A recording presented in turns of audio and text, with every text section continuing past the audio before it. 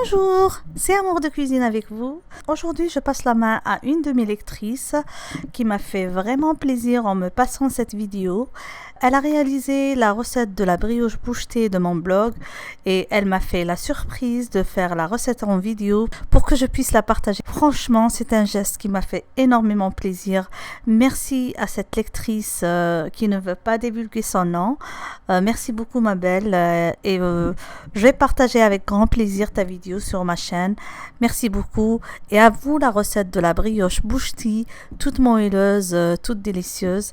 Et merci à ma lectrice.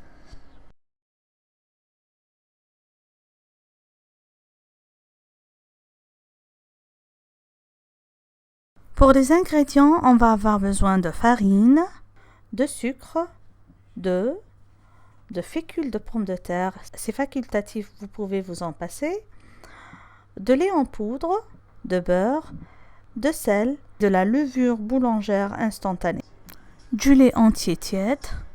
Commencez par préparer un petit levain et c'est facultatif en mélangeant la levure avec un peu de sucre et un peu de lait tiède. Laissez lever le moment de mélanger les autres ingrédients. Pour cette recette, on va travailler dans un pétrin. Donc, on va placer la farine, on y ajoute le sucre, la fécule de pomme de terre, le lait en poudre et le sel. On ajoute ensuite les œufs.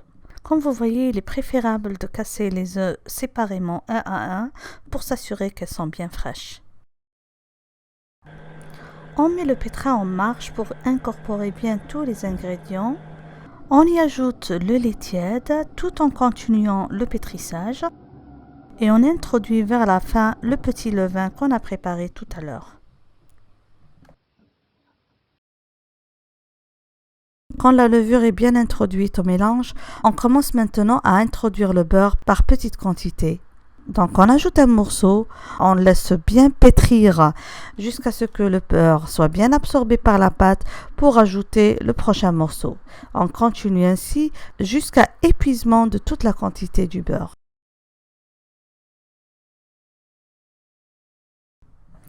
On continue à pétrir jusqu'à obtention d'un pétant de pâte bien lisse et on va couvrir et laisser reposer et doubler de volume pendant presque 1 heure à 1 heure et demie selon la température de la pièce.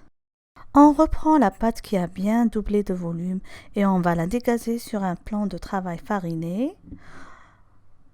On peut former un boudin pour pouvoir façonner des boulettes de brioche de la même taille.